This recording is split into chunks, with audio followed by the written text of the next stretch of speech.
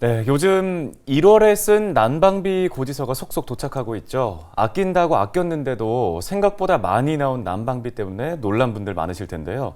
특히나 겨울 나기가 어려운 취약계층에게 인상된 난방비는 타격이 클 수밖에 없습니다. 네, 이에 이용선 국회의원이 에너지 취약계층을 위한 개정안을 대표 발의했는데요. 화상 연결해서 관련 이야기 직접 나눠보겠습니다. 의원님 안녕하십니까? 네, 반갑습니다. 이용선입니다.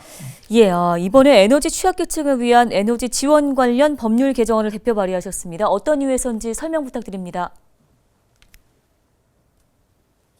최근에 가스 그 난방비 대란, 또 전기료 대란, 그래서 소위 에너지 대란 때문에 국민들이 상당히 고통을 받고 있죠.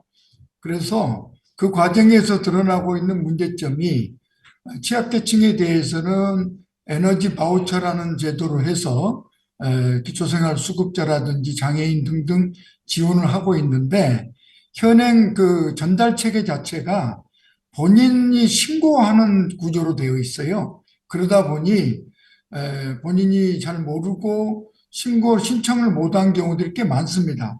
그래서 현재 160만 정도 되는 취약계층 중에 한 40만 정도가 누락됐다라는 보고가 나올 정도로 그런 빈 사각지대가 있어서 그런 걸 원천적으로 좀 없앨 수 있는 그 전달 체계 보완 차원에서 개정안을 제출하게 됐습니다.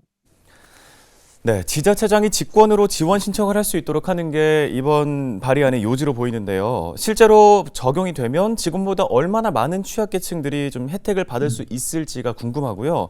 다른 주민과의 형평성이나 지원 남용과 같은 우려되는 부분들은 없을까요?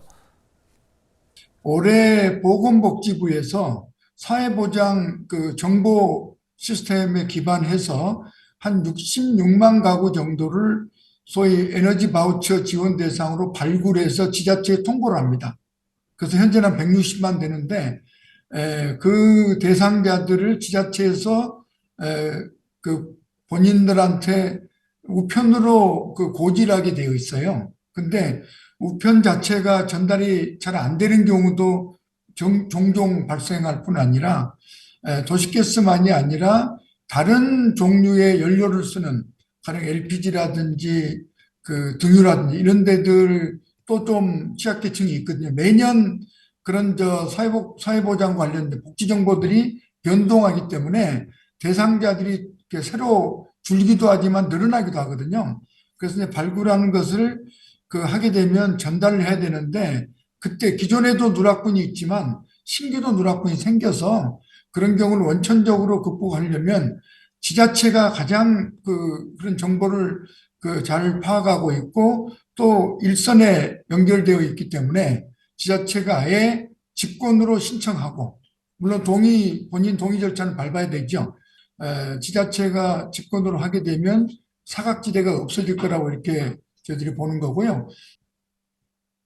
예, 최근에 고물가, 고금리, 또 이제 공공요금까지 연이어 오르게 되면서 취약계층뿐만 아니라 이제 일반 서민들까지도 참 어려운 시기를 겪고 있는 상황입니다.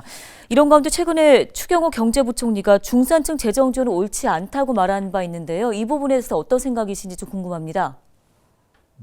저희는 그 취약계층 지원은 촘촘하게 하고 그 중산층이라든지 또 경제적인 약자 계층인 소상공인 자영업자들에 대해서는 재정을 통해서 하자라는 거고요. 이미 유럽은 작년부터 에너지 대란을 맞아서 거기는 가정과 기업에 대해서 그 재난이라는 개념 하에 수십 조 이상의 직접 지원을 하고 있습니다. 그리고 그것을 위한 재원을 확보하기 위해서 특히 에너지 기업, 최근 2, 3년 동안 에너지 기업들이 초호황을 누리고 있거든요. 그들에 대해서는 현재성이 연대기업금이라는 그 제도를 통해서 그 좀 초과이익을 좀 일부 세금으로 환수해서 그걸 가지고 지원금으로 쓰고 있는 이게 현실이고요. 우리도 지금 정유 사사 같은 경우는 작년에 14조 이상 수익을 올렸다 이렇게 보도가 나오지 않습니까? 그리고 금융도 그 4개 시중은행만 16조입니다. 그래서 사실은 그 상여금 파동이 국민의 눈살 많이 찌푸리고 있지 않습니까? 그래서 특히 정유사사 같은 경우 1000%, 1500% 지금 상여금 운운하면서 국민들이 이 에너지 대란 때문에 고통받고 있는 이 국민들 입장에서 볼 때는 이게 뭔가, 어? 그래서 그들에게 적정한 수준의 그 초과 이득을 좀 세금으로 걷어들여서 그 에너지 대란 때문에 고통받고 있는 계층에 대한 어떤 지원 용도로 쓸 수 있다 이렇게 이제 보여지는데 네, 끝으로 주민 여러분들께 전하고 싶은 말씀 있으실까요? 하여튼 지금 그 세계 경제가 복합 경제 위기, 우리 작년부터 이 고물가 고금리의 위기를 이야기했습니다. 올해부터 그게 본격화되기 시작한 것 같습니다. 특히 소비 위축, 저성장에 따른 소비 위축이 감탄하고 있어서 국민들의 소위 생활 수준, 생활에도 어려움이 이제 가중되고 있고요.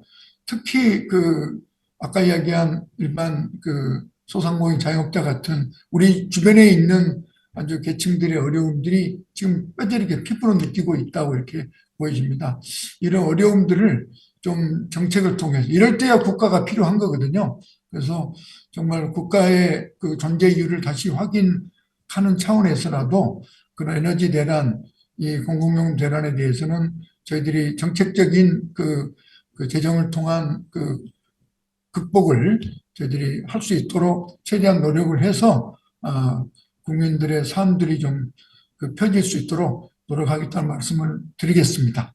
힘내시고 한 해 복 많이 받으시고 행복하시길 빌겠습니다. 네, 알겠습니다. 오늘 말씀 여기까지 듣겠습니다. 이용선 의원이었습니다.